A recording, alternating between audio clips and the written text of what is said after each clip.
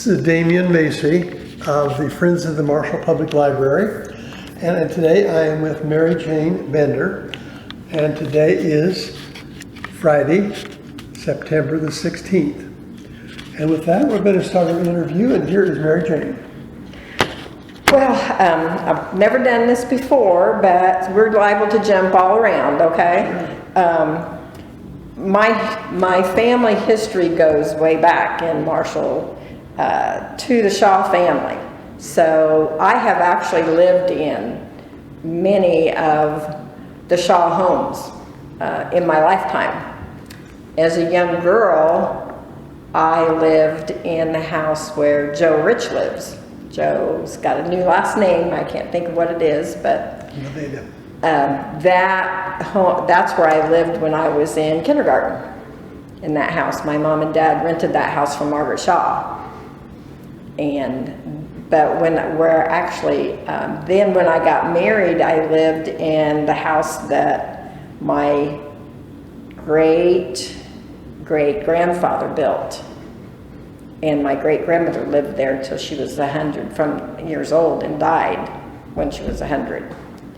Going back just a second to the house where the Shaw house on 7th Street, was the front porch and everything that way? No, well, it was when I was a girl. Okay. But originally it was not. Right. And I have seen that picture, and I wish I knew what happened to that picture. I think one of Wilford's grandchildren has it. When they cleaned out that house. That's when I saw it, when they were here and cleaned out that house, and I wonder if one of them doesn't have it, have taken the picture of it. But this is actually my great-great-grandmother right there, and her name was? Mary Jane. Mary Jane. Well, how about that? And she was Mary Jane Shaw, became Mary Jane Bryan. We have the same initials. We do. Sure do. And this is her, and we look alike. We have the same square jaw. Sure do. Yep. And this is her husband. And this is their daughter, which is my great-grandmother. So this is James C. Bryan, Mary Jane Bryan, and Margaret Bryan Hogue. Margaret Hogue would have been my great-grandmother, who I lived in their house, both upstairs and downstairs. James C. Bryan was had a seat in the House of Representatives in Springfield. This is a letter written from home to my great-grandmother, while he was serving. It's very hard to read because they don't use any punctuation. And what year was that? 1882. So the capital at that time had been moved to Springfield. Springfield. Okay. Yeah. It says State of Illinois General Assembly House of Representatives on that. It's got there. So this is where we do look alike. Sure do. And this is her sister Minerva, and that was Mary Cole's grandmother. Okay. That's how we're related. And this is William Shaw, and that was Wilford Shaw's grandfather. Okay? Yeah, I knew Wilford very well. Wilford. John Shaw never lived, he moved out, he didn't stay around here, and Albert is the one that there was a whole diary written about in the Marshall paper. Delanne, his wife was Virginia Drake, which is a relative of the Huffingtons, and it's the diary of when they left Marshall and moved out west. Wow. Albert and Virginia. And this is the gathering that was held for them before they left town. And these are all this is the family. Where was that picture taken? Do you know that? Where? It's taken at the house where their house, right at at the dining room door, the door at the dining room, and that's where Keith and Marty Burton live now. Okay, that's what it's taken at that house. Okay. Out, on the south side, at the dining room door. Yep. So I was actually, was born and raised here and lived here all my life. Now that I'm retired, I live half the year in Florida. Leave the cold for where it's warm. But actually, the house I live in today faces the house I was born in. My mom and dad lived when I was born, where they lived when I was born. So I've come full circle, back where I started. You have stayed in one spot. One spot, pretty much. That's interesting. Pretty much, yep. Do you remember the early neighbors or the type of neighborhood that was when you were a youngster? When I was very, very small when we left that house. So no, I don't really, but I spent a lot of time there because my grandparents lived on the other corner. Okay. So as a little girl growing up, and then my parents moved to a house on Beach Street, between 3rd and 4th Street on Beach. They bought a house over there after we moved from several rental places. We landed there in a house on Beach Street where Rhonda Kern and her husband live right now.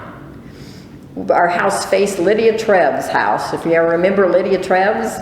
Yes, I remember the name. She was a neat old lady, a single lady. And our neighbors were Jim and Maud Horton. The Hortons were great people. I enjoyed them. They never had any children, but she babysat with me sometimes. Did you get some favors probably, didn't you? Yeah, they were a great couple, little old farm couple, you know. And I have my fondest memories, I would say, of my childhood are around my grandparents' house. You know, growing up there with the older people, because I always had both my grandparents and a great grandmother. I mean, I was married when she passed away at 100, my great grandmother. So I have always had. Nowadays, it's not unusual to have great grandparents, but it was back then. It was back then. I think I was the only kid in my class that had a great grandparent. Now, did you have some brothers and sisters? I have a sister that's 2 years older than me, Margaret. Yeah. We ran the neighborhood. My neighbors were like Margie Richardson. She and I ran the neighborhood. Yeah, David Raridan. I can tell some funny stories on those two as kids. Yeah, and the house lived when my parents lived when I was born had a garage, and my dad. Well, he didn't burn it down, but it burned down while we were living there, and my dad never had a garage after that. Didn't rebuild. No, in any house we ever lived in, he never had a garage after that. Unusual.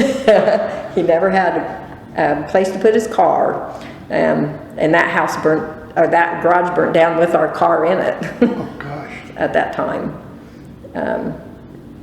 but I did have I just had the best childhood in that neighborhood. Back then, I mean, we just had the kids have no idea how easy I mean, it was a wonderful time to grow up. I bet, Mary Jane, you did not have a lot of yard equipment for toys and stuff. You had to make your own fun, didn't you? Well, you went to the pool in the summertime. It was always go to the pool, yeah, and ride your bike to the pool. And my grandfather had a soil testing laboratory in the basement of that house. And I tried to avoid him as much as possible because he always had a job for me to do. We had to wash test tubes, a lot of test tubes. And it was not my favorite job. But he never let you be idle. There was always something you could be doing. If we played checkers, if there was a baseball game in the side yard, Margie and I made mud pies in his driveway out of his garden. He always had a huge garden.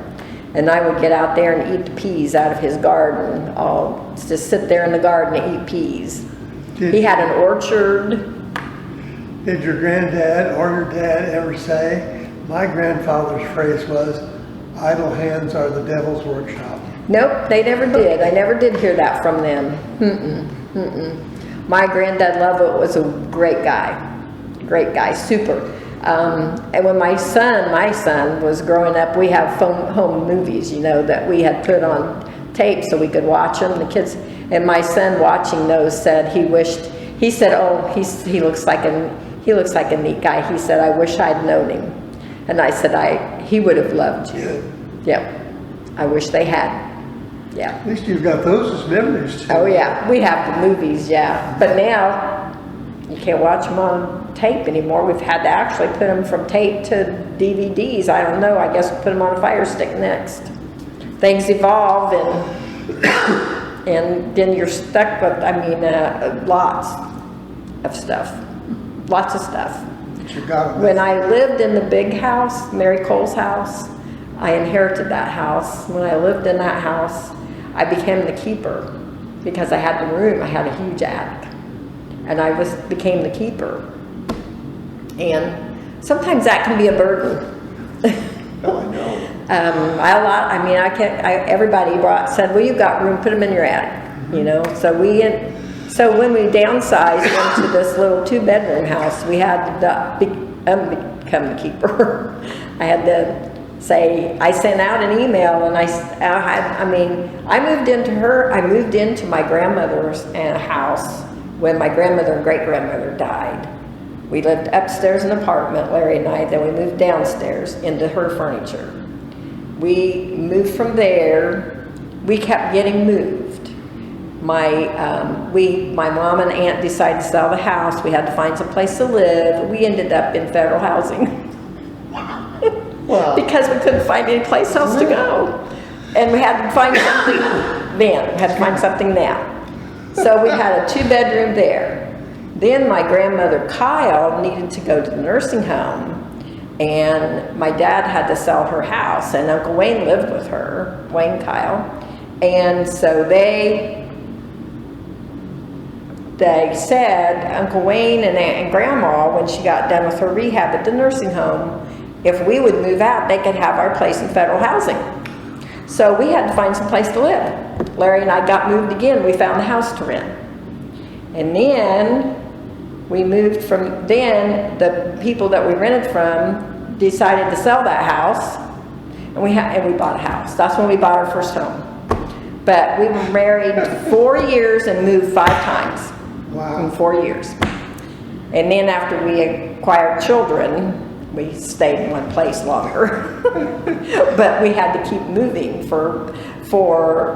so people could have a place to live, So kind of funny. I like that. Yeah. But anyway. That's moving, maybe. Did you go to the old North Side School, or where did you go to school? I went to North Side, North School, yeah. Margie and I walked to school. And then, my mom taught school. And back in those days, this was when we lived, on Beach Street. We had one car. And my dad worked in Paris. And my mom taught at South School. And so my dad took our one car to work every day. Margaret and I, of course, we were too young to drive anyway, but we would go over to my grandmother's, in the morning and my grandfather would pick up my mom and take her to school.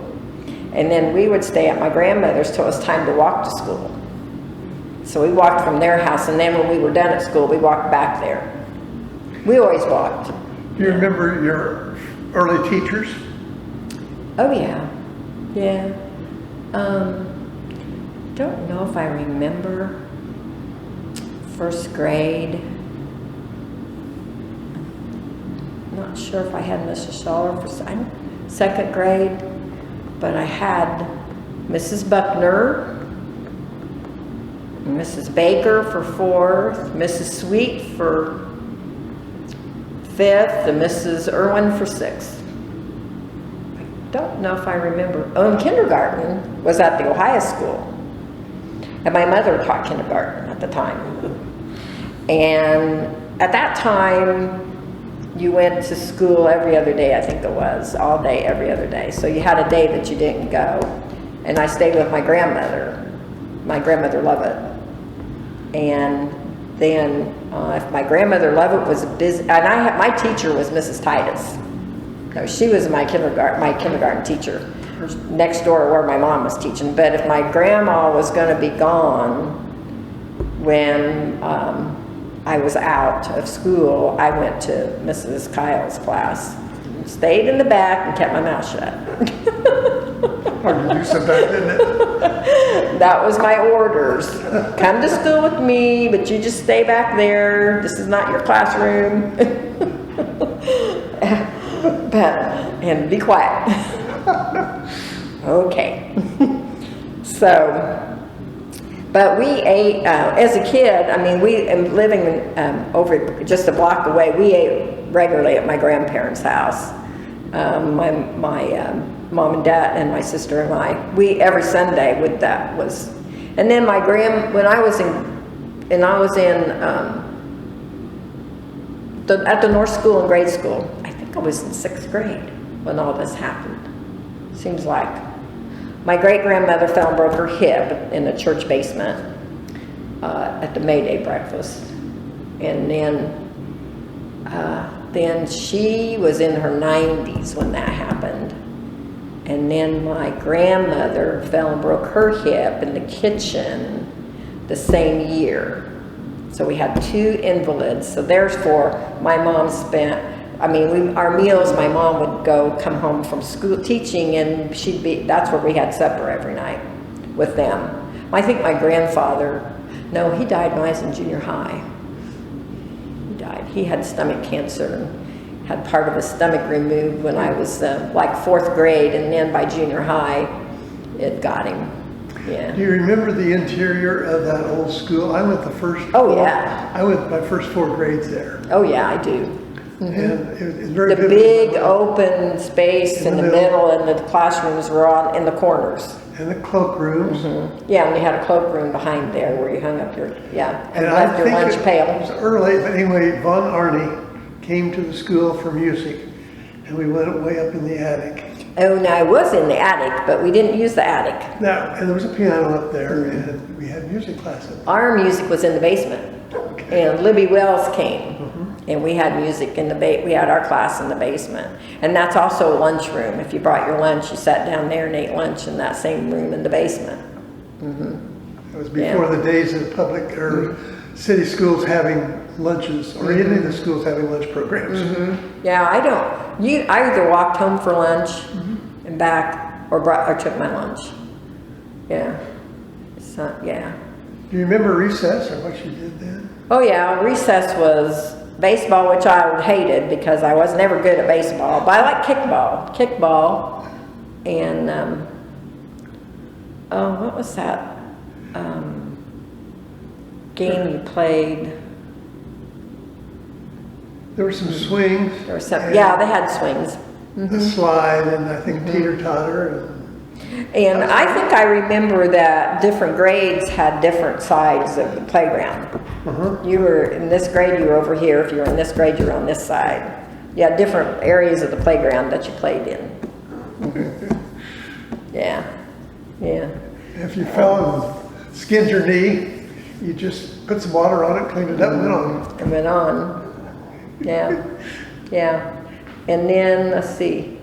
Yeah, that was 6th grade, and then junior high was just like it is now.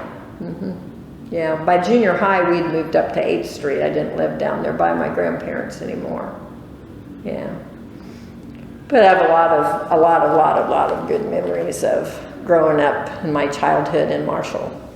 It's an easy place, and it's still an easy place to live.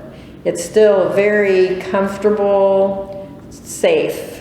There's the key, safe. Safe, easy place for retirees to live. It is.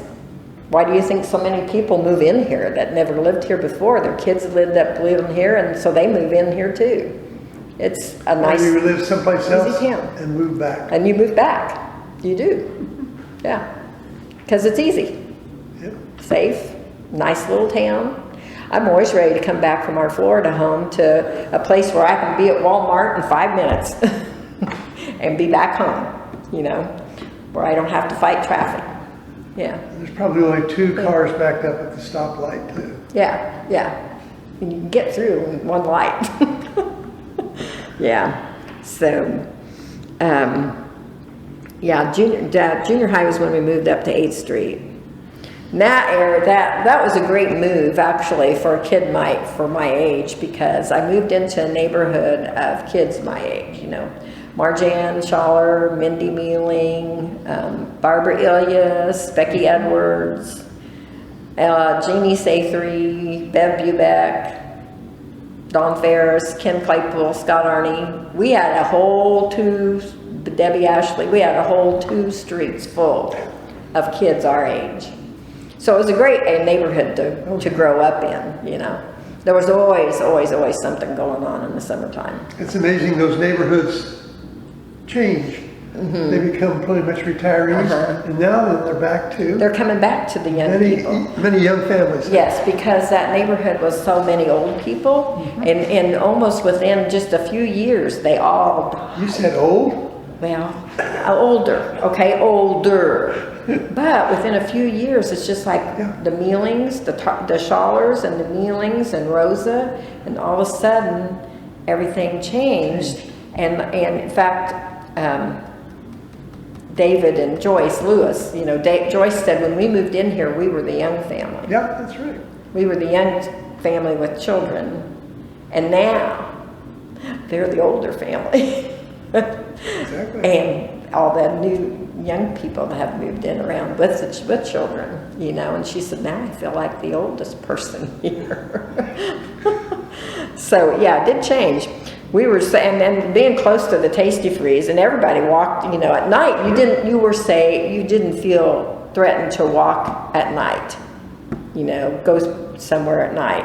Did a lot of that, and I had at that age, and that I remember in that house we had chores to do, and my parents, my mother teaching school on weekends. She divided up our house. My sister had 2 rooms to clean, and I had 2 rooms to clean, and she cleaned the kitchen and her bedroom. And once we got our 2 rooms cleaned, we were free to go for the day. Get your work done, get your rooms cleaned, and you can go. And as a youngster, did you have some hobbies, and maybe you carried some of those into later life even? Nah. Yeah, no, not really. I did try the piano. I did play the piano for a while, which is something I wish I had carried into adulthood, because I really respect piano players like you. I really respect people who have that talent. I love to go to a piano bar and listen to somebody play, you know. I mean, it's just, I just enjoy the piano music. And in that big house on 8th Street, I had 2 pianos. And I pick at it. I did teach my granddaughter how to play. And when she was little, I taught her, and she sat down at the piano one Christmas and played Away in the Manger for her mom and dad, and they did not know she knew anything about the piano. We did it without anybody knowing. And they could tell it was Away in the Manger. And then as an older child, she's a senior this year, but then she played the flute. So then she really got to learning music. I had showed her the basics to play the piano, but then playing the flute, she understood how to read music because she was old enough to figure it out. And she ended up with one of the pianos in her basement. And the other piano is a baby grand, and you can't just put them in a pickup truck and move them. So it's still in that house. It's still there. In Cole? In Cousin Mary's house, in that house. Yeah, it's still there. Good. I don't know. It's got a place.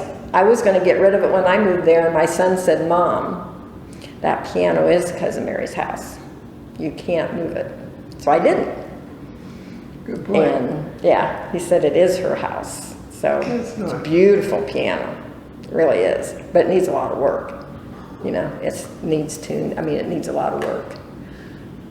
So I don't know. The kids that bought that house love that house. And I said, I am so happy because I loved living there. I really did love that house. Plenty of elbow room. It's just with 3 fireplaces downstairs and 1 upstairs. You know, you lived in a big house. I just loved it. It just had character.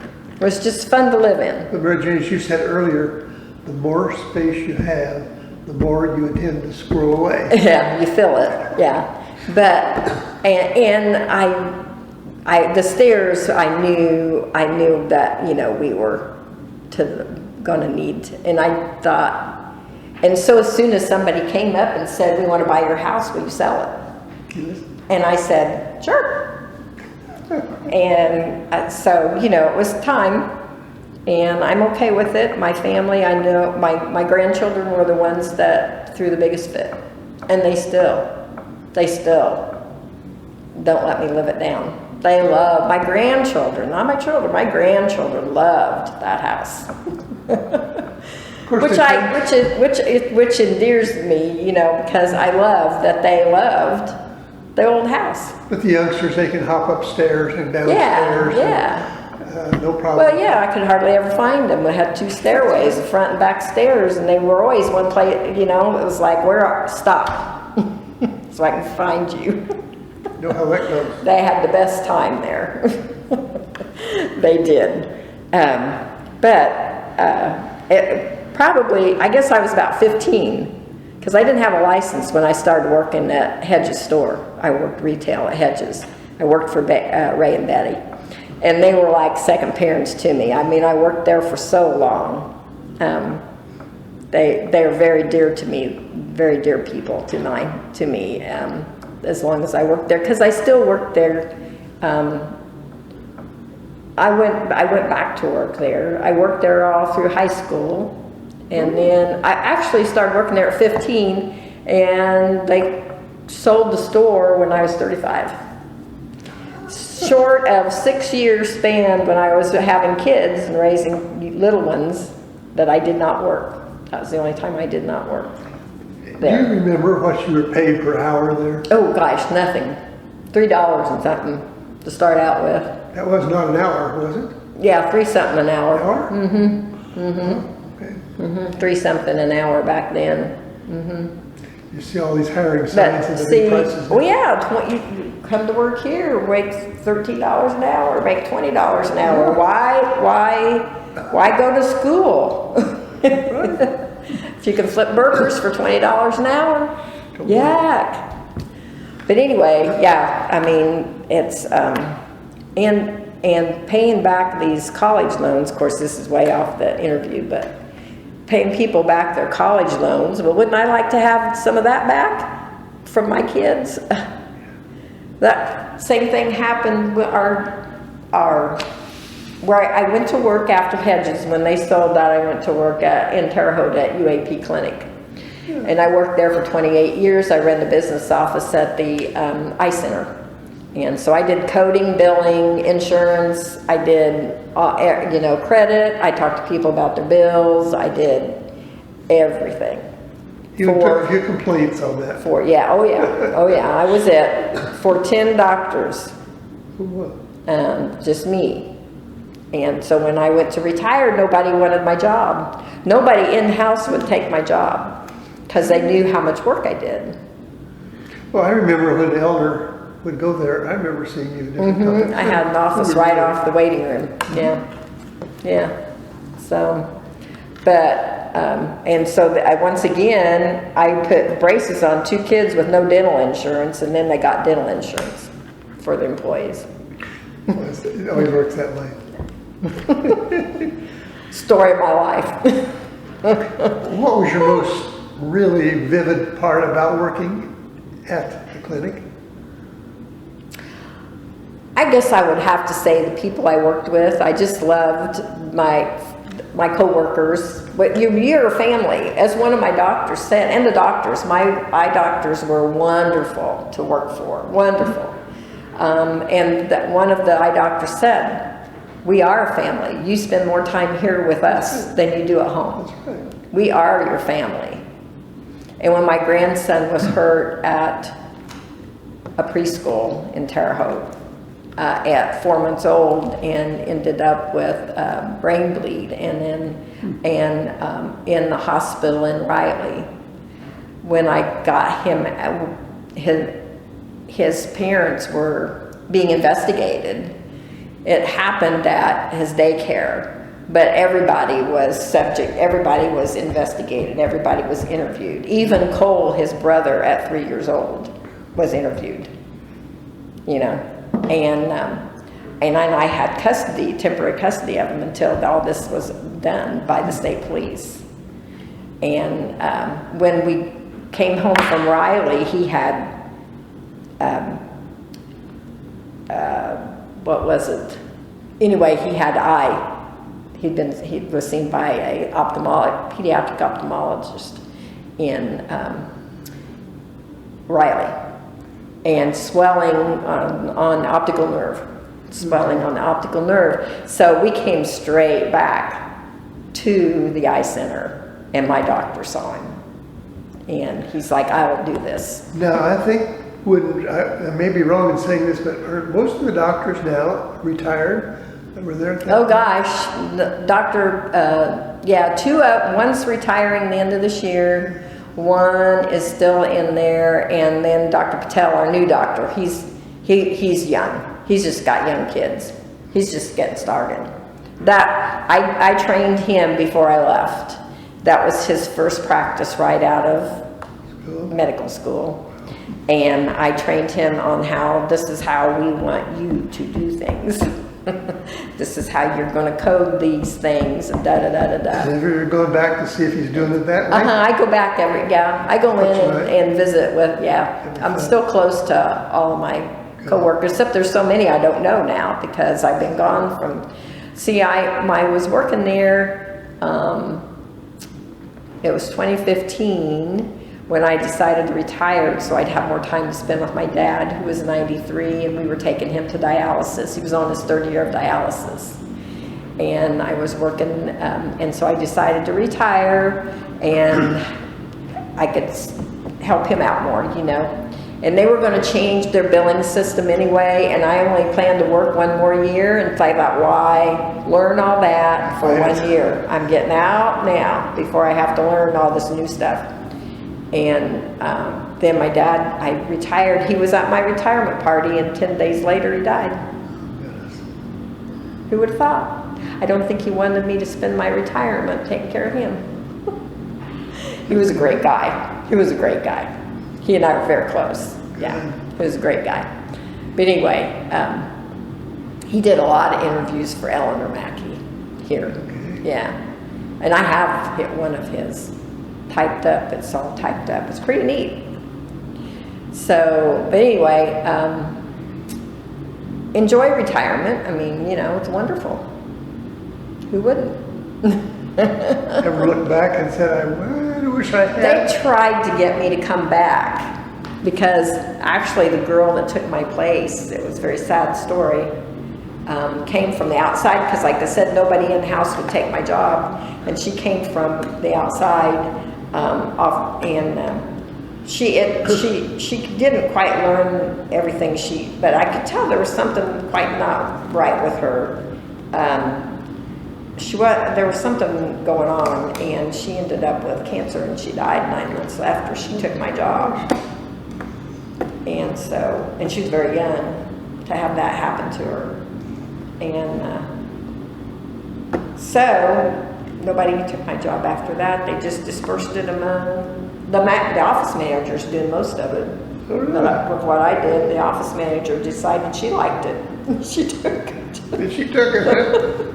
Everything has changed so much because now there's we had people downstairs that did follow up, and now they're all at work from home. This is a crazy world now. Just don't follow that. Everybody says you got out at the right time. You left it right. What they wanted, when she got sick, they wanted me to come back and help. But they had changed their coding system. ICD-9 was gone, and they picked up ICD-10, and it was all different. And I said, I wouldn't help you enough. You would have to help me. If I only worked a couple days a week, every time I came in, you would have to help me.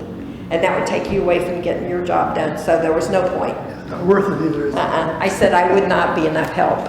So I did do it. That guy named Larry, where did you meet him? Oh gosh, one of my girlfriends introduced me to him after he came back from Vietnam. Really? He'd already been to Vietnam, back. And he'd only been home about a month when I met him. We dated for 2 years before we got married. I got married at 18. I did not encourage my daughter to do that. So, I don't know what my mother was thinking. Because she said, if you'll just wait till you're 18 to get married, I won't have to sign the papers. And I said, Larry, we can get married after I'm 18. So we did. What did others say? She just went, okay, I told you. Oh dear. So like I said, that's why I said I don't know what she was thinking. Because then after that first year, I don't know what I was thinking. But it's been great. 52 years. 52 years. And not very many of our friends that were married, our couple friends that we ran around with back then are still married. They're either, one of them's either deceased or they've split. A lot of them are deceased. A lot of the guys, a lot of Larry's friends are. I'm proud to say yesterday was our 60th wedding anniversary. There you go, say 60, yeah. Yeah. It's a different world today. It is, it really is. I'm glad to have lived it when I did. I worry about our grandchildren and the world to come. We're very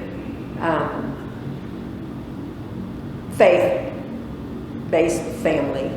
You know, we raised our kids in the church, and they may not, with their busy lives, get there all the time now, but they know. They know. And I think that when their time, they'll be. My husband wasn't always in church every Sunday when we were younger. He worked 5 days a week. He wanted Sunday, you know, and I never pressured him. And one day he said, I'd go to church with you if you'd invite me. And I said, I invited you every Sunday. And I would come home every Sunday and say, we prayed for you today at church, all the people that were too dilatory to come. We prayed for you today at church. He must have listened. And so then he said, I'd go to church with you if you'd invite me. And now he goes more than I do. Well, good, yes.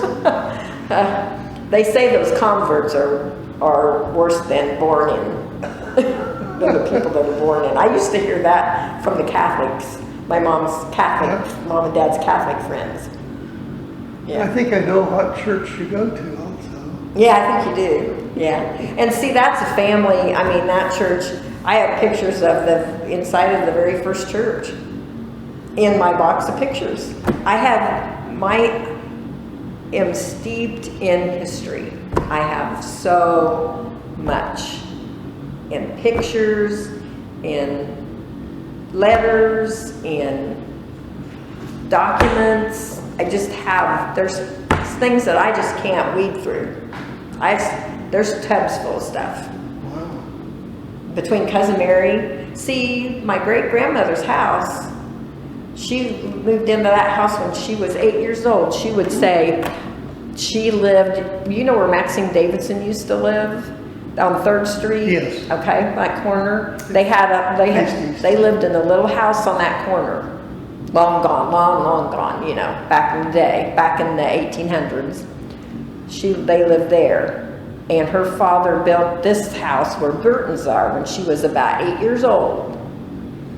And she was born in, let me get it right, she was born in 1870.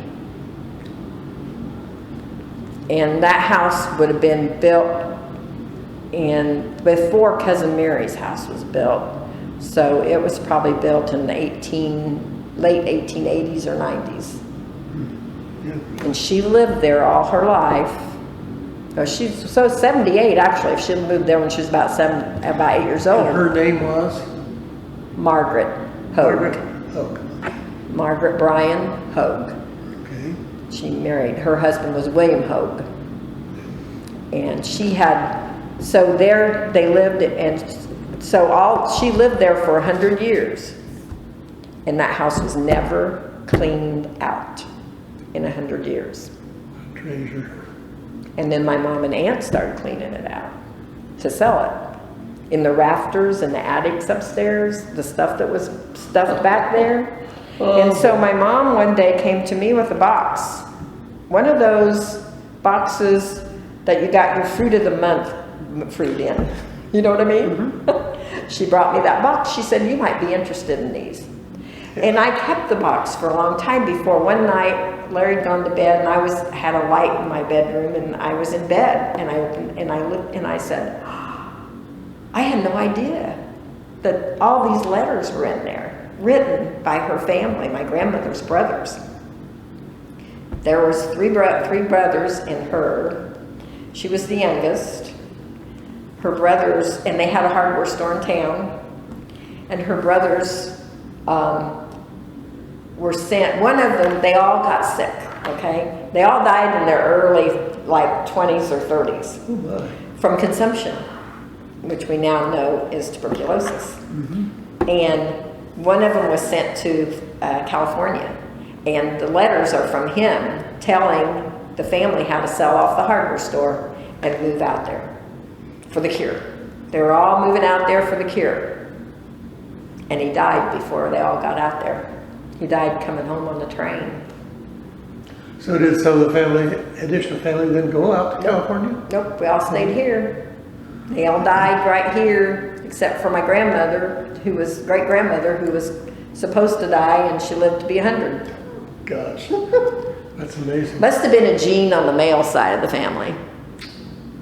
Yeah. Because that would have been remarkable to attain that age at that time.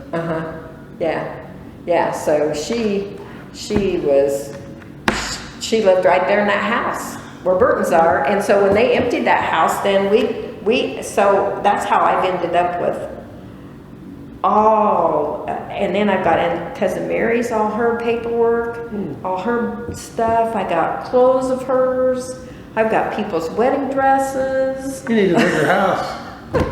I've got all this stuff, and what do you do with all of it? Everything's marked. Have you considered a museum or something somewhere? Yeah. So that it's not cast aside. In fact, there's been people that said we need to sit down and go through, but and my cousin Brian, he came and said, okay, I'm bringing all this equipment and we're going to scan everything and we're going to get it all digitalized, we're going to get it all put in. And then when I came down with the boxes, he said, this was on a Sunday afternoon, he said, oh my, we can't do this all today. Because you see, I have a box of my grandfather Lovett's father's stuff too. I have James Ashton Lovett's stuff too. And he was a newspaper reporter. Okay, that was what I was going to ask you. I know I've heard that house associated with Lovett. And where does that fit into? Temple Lovett married my grandmother. Temple Lovett was Margaret Hogue's son-in-law.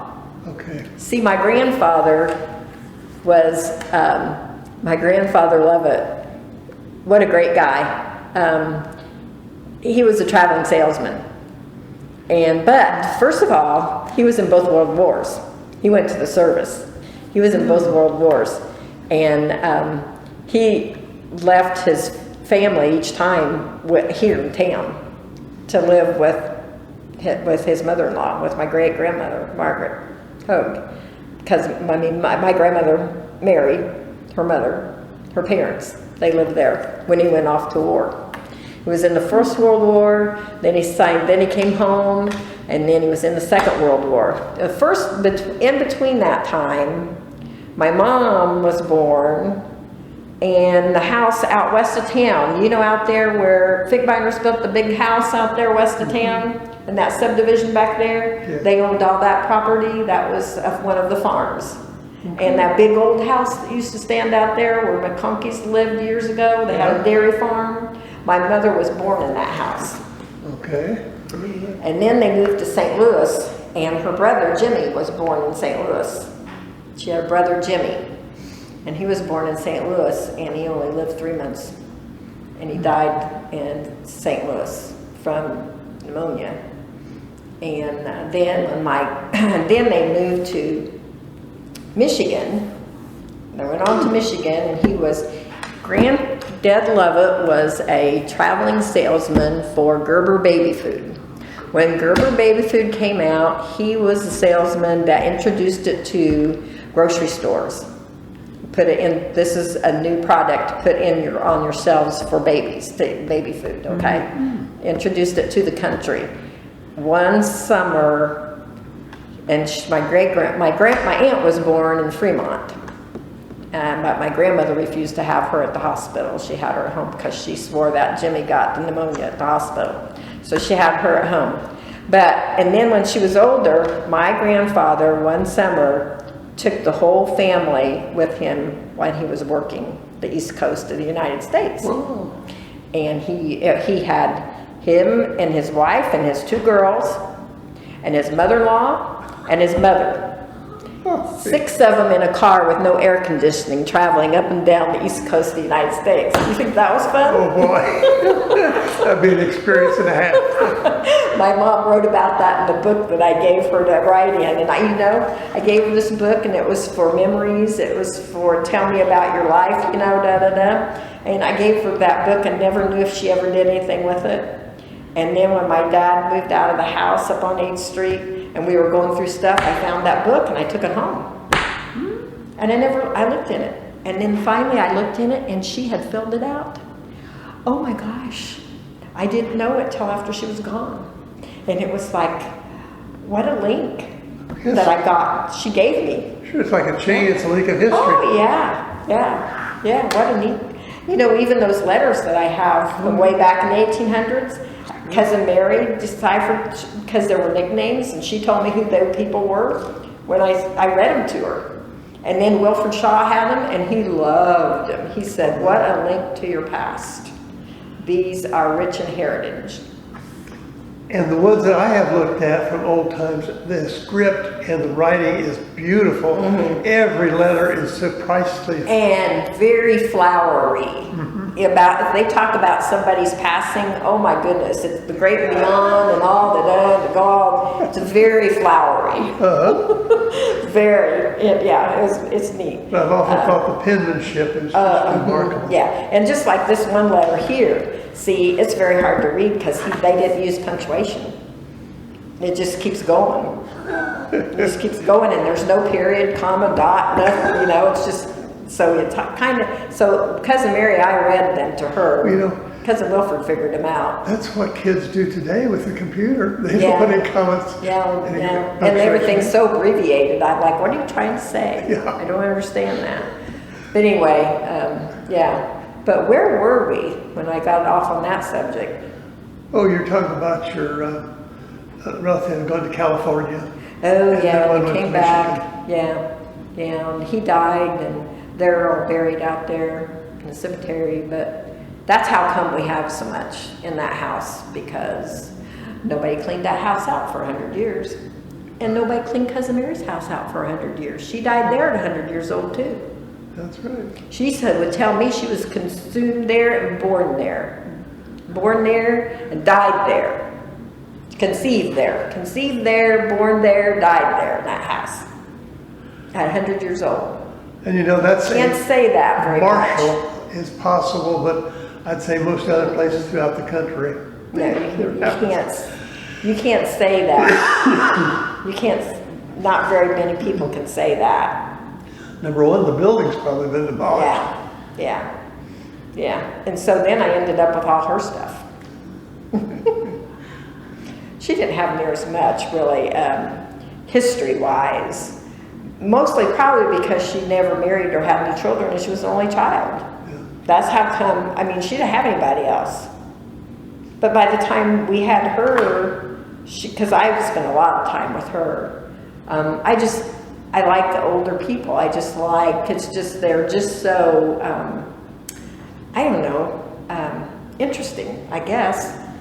You know, I would up there and spend a lot of time. In fact, she was very, very good at changing with the times. And to be a person that never had children, she loved to have kids. And she had toys for them, and anything new that came along gadget-wise, she had to have one. I wish that she had been around for computers, because she would have loved a keyboard and a computer. She would have loved doing that.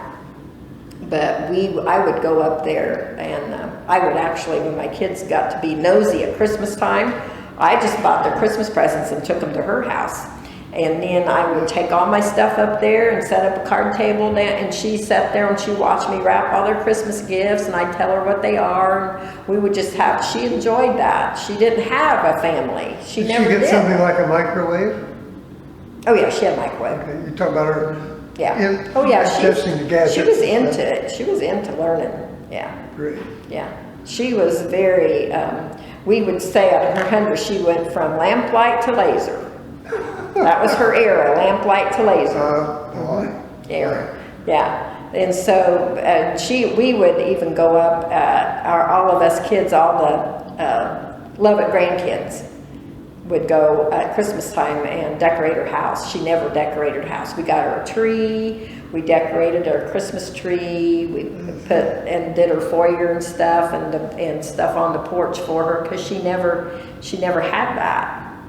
And well, I remember the place was always decorated. Mm-hmm, yeah, and then when I moved in there, I decorated everything. But we decorated, put a little tree up for her, because she didn't have a tree in probably 50 years. She never had a Christmas tree. She lived there by herself. When I was writing the National Register nomination for our house where we used to live, she helped with some information. That helped us out with that. Yeah, she would. Yeah, she's delightful person. Oh, she was. She was. She just so, just easy to talk to, and she just understood. You could tell her a problem now, and she could grasp it. She was very understanding of your problems, and I would tell, I went to work at the clinic, and she was like, and then I got somebody to clean my house, and she said, "That's the smartest thing you ever did." So she was just amazing woman. Oh gosh. Yeah. I've been surrounded by amazing people in my family. Runs in the family. Yeah. And my grandkids and I are very close. I said, I don't know when I'm going to fall off the pedestal that they've got me on, but I like that. So, but we're very close. I'm very close with my kids. Yeah, so that's why I won't be living in Florida all year. I've got to be home for them. Well, you might tell a little bit about your kids and your children. Well, I have a daughter who's married and has 2 sons, and she right now is a senior executive director in 31, which is a what do you call them? She sells products, out of her home, 31 products. So direct sales, I think they call it, I don't know.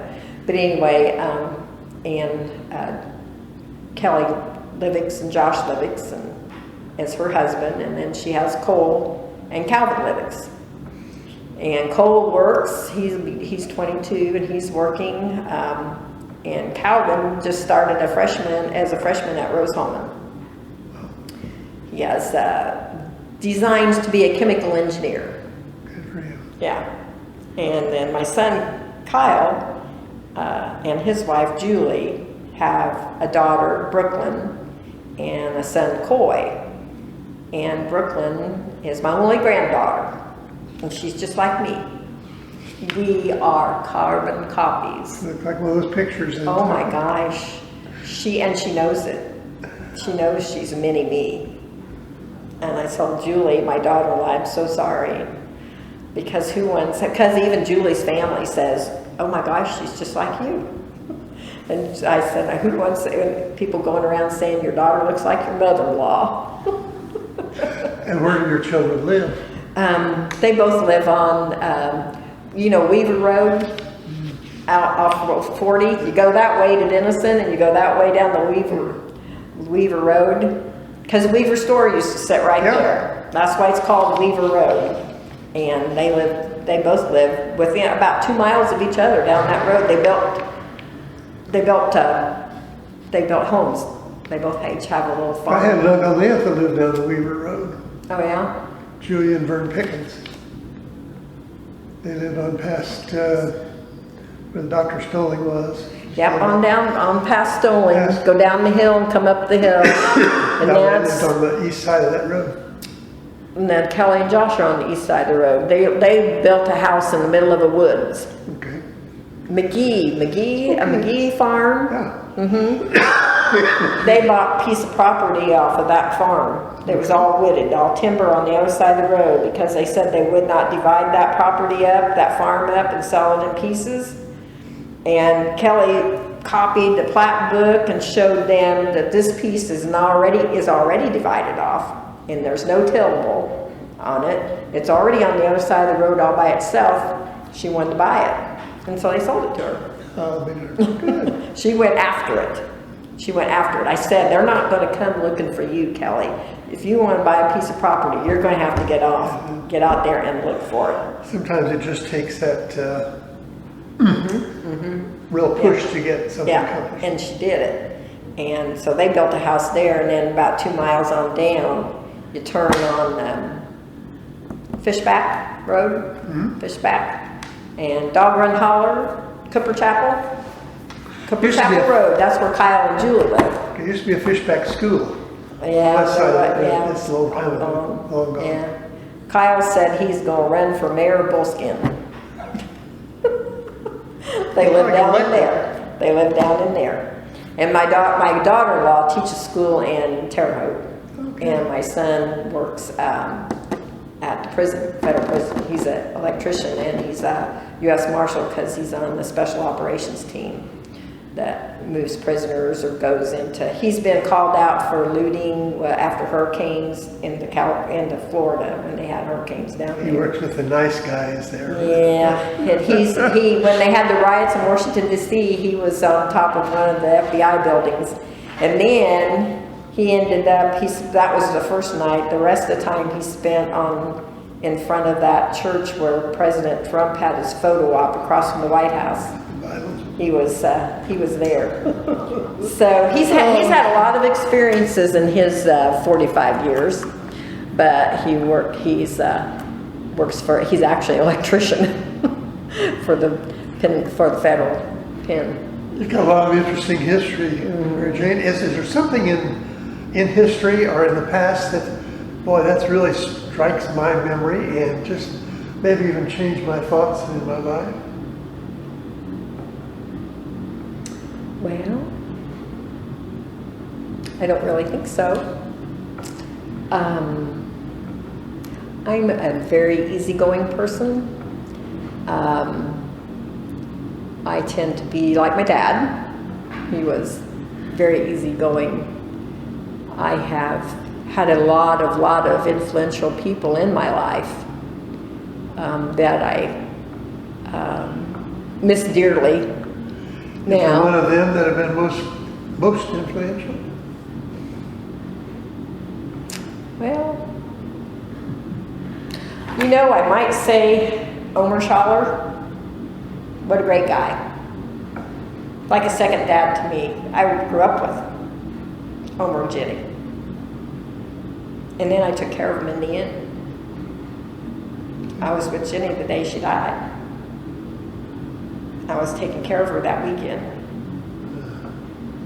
And I was in Florida, and I had just talked to Omer the night before he fell. He had called me down there in Florida, and we had a long conversation, and the next morning he was found on the floor. And great people in my life. I had a lot of great people. My grandfather Levitt, he was my best friend. a little girl's best friend. Yeah, that's a nice way to put it. Yeah. Now, Mary Jane, you mentioned you live in Florida part of the year, and we do too. How do you find the people there versus the people in Marshall? You know, in our gated community, we have the best friends. We have a busier social life down there than we do up here. But we dance. My husband and I, after our kids were grown and gone, and we retired, said we weren't doing ball games, running all the time with kids, said we need to find something for us to do. So we take dance lessons. And we take dance lessons at the senior center in Terre Haute. And then we have a whole new group of friends from there. And then we dance on Saturday night at the Moose Lodge in Terre Haute with them. So we have developed so many new friendships from the things that we are trying to stay active in our life, in our retirement. And it's been such a blessing for all these new friendships that we have. That keeps you young, too. And so now, and then in Florida, in our gated community, we dance down there too. And there's a guy that we like, that we follow, from different places venues where he plays in the town where we're at down there. And whenever he sees us come in, he knows what songs we want him to play, because what songs we're going to dance to. And what community is that? We have a place in Okeechobee, Okeechobee. on Lake Okeechobee, in the town of Okeechobee. And our gated community is Ancient Oaks. And there's about 9 couples from Marshall that are down there. Yeah. There's about 9 couples of us. But you know, we may all have ended up in the same gated community, but there's days when that go by and we don't, unless we see them at the pickleball court, because we play pickleball. So we can play pickleball every day of the week down there.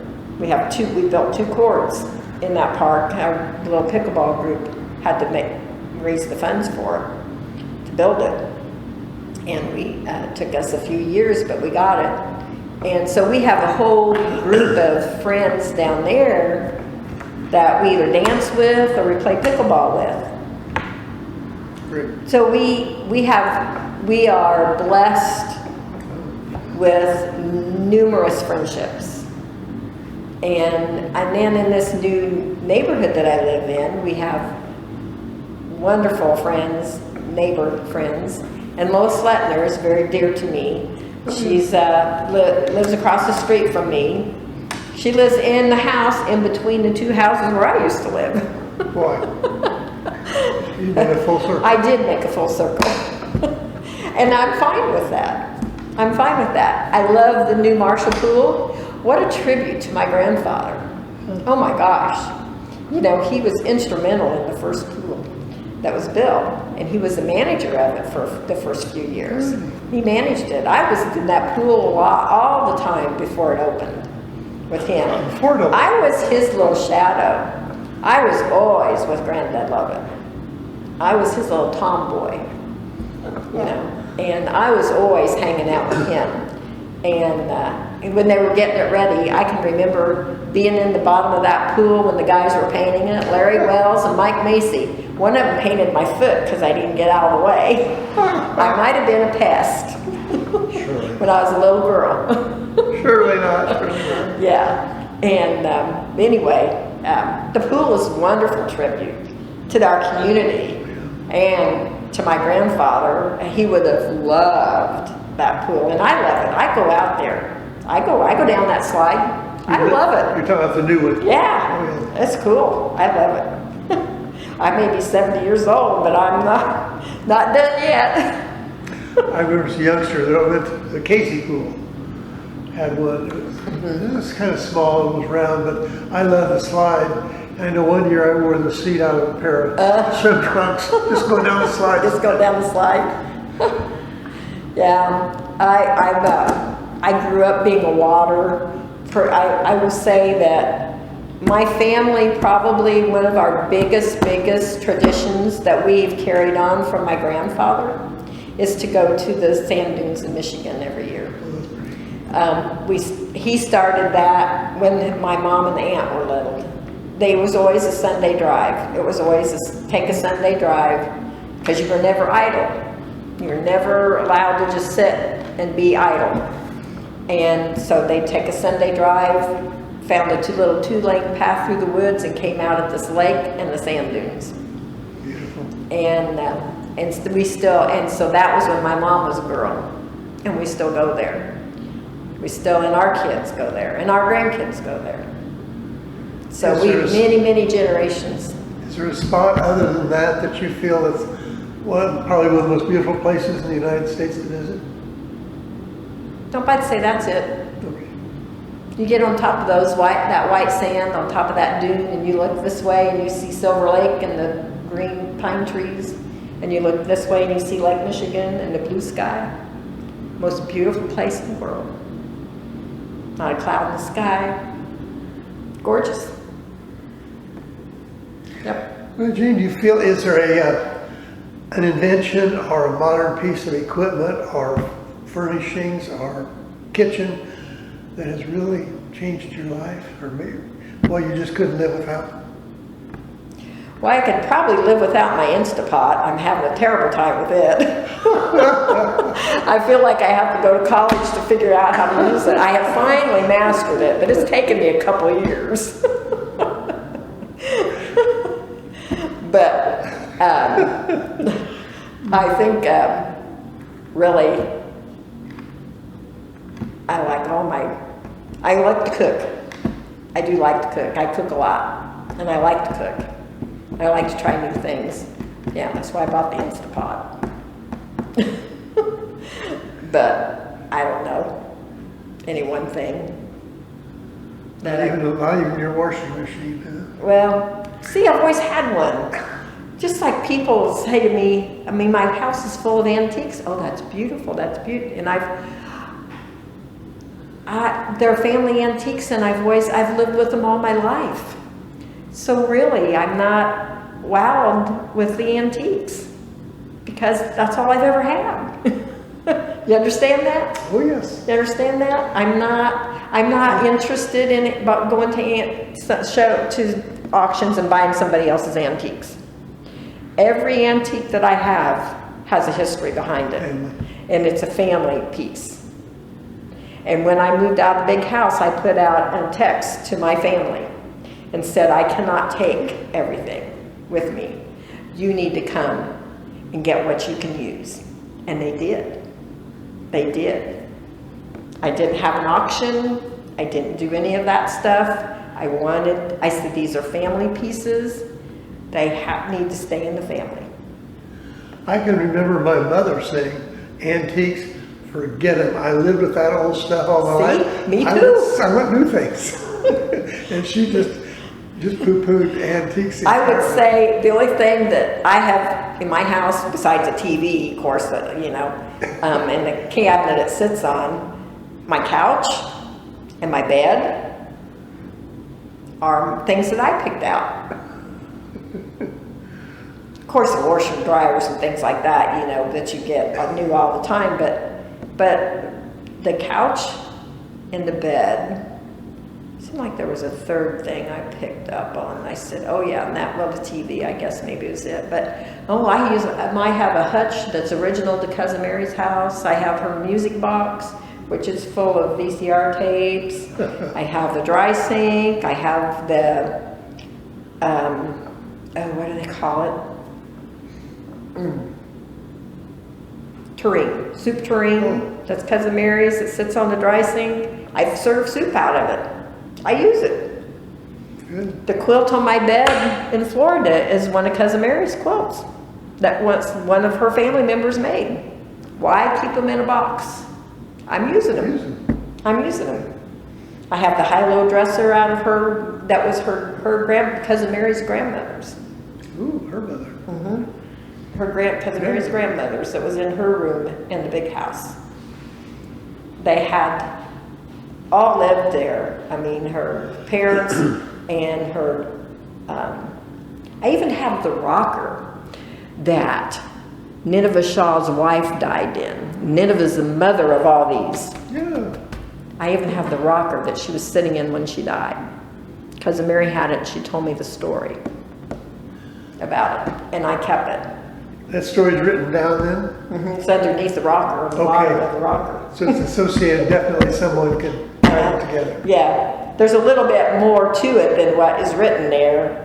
She was ill, and she was at her daughter's house, sitting in that rocker in front of the fireplace. And she passed away while she was sitting there in that rocker. And Cousin Mary's, was it her mother or her aunt? Her mother sent one of the girls to get her brother, one of the boys, like William or Albert or somebody, to come. And while they were, to keep her from falling out of the rocker, she tipped it back and took a piece of wood that was laying there to be put in the fire and put that piece of wood under there so that the rocker, so she didn't fall out. Now that's the story Cousin Mary told me about it. And I said, when she told me that story, I said, I want that rocker. And I have it. I mean, it's funny, but that's so typical what happened. Tipped it back and put a piece of wood under it till help could get there. And then there's a break in it that was mended, and it was caused by two of the kids tipped it over playing in it and broke off one of the, and so it's mended. It's got you can see where it's mended, where they put it back together. Yeah, it's pretty cool. So these I have a lot of history. These things now that you have in the way of furniture, and you said now the rocker, you had a story and it was attached. Have you got stories written down about the other pieces? No, because I don't know stories about the other pieces. Nobody told me any stories to go with any of the other pieces. But that's the one that had the story. Yeah. You can say you may have known at least who had it or where it came from. I do know that the bedroom outfit was that I have the high-low dresser from was Cousin Mary's grandmother's. I know that. And that's all I know about it was whose or what, who it belonged to. But the hutch that I have, we found the bottom of it was in the upstairs of, Cousin Mary's house. And the top was painted white and hung on the back porch and had cleaning supplies and all that stuff was on the back porch. And one of my friends was there one day, and she's like, I've got to see the attic. I've just got to see the attic. And so I took her upstairs. I said, I don't care. You can go up in the attic. And she was up there, looking around, and she saw the bottom, that bottom piece. And she said, the top to that piece is down there in your back porch, painted white. I had never put that together. So then I was like, oh, look at that.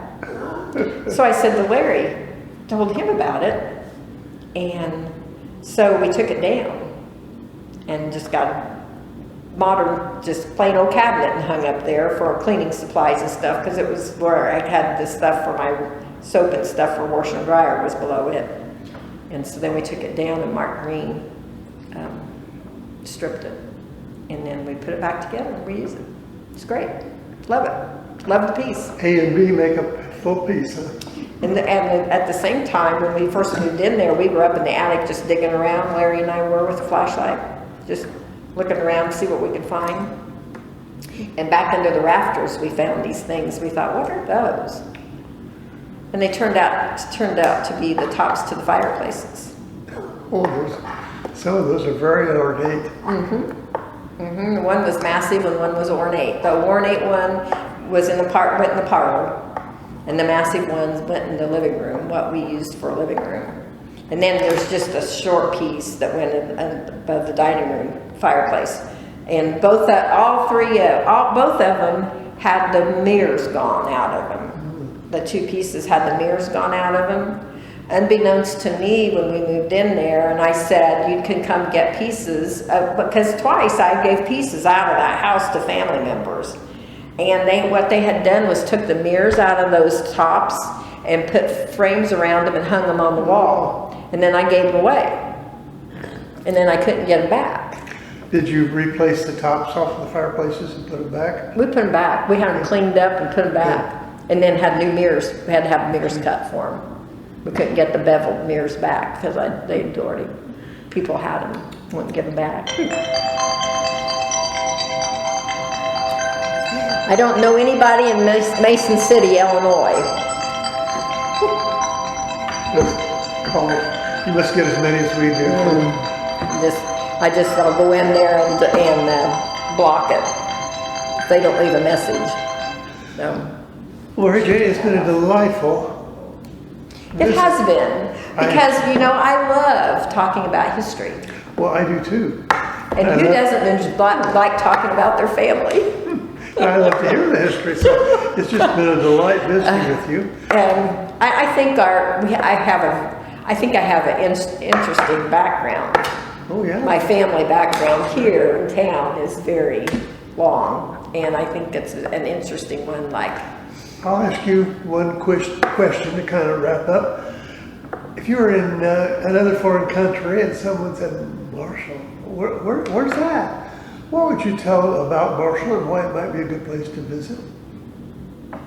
What would I tell them?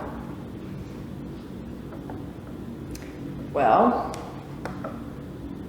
I don't know. I would say it's a quaint little town.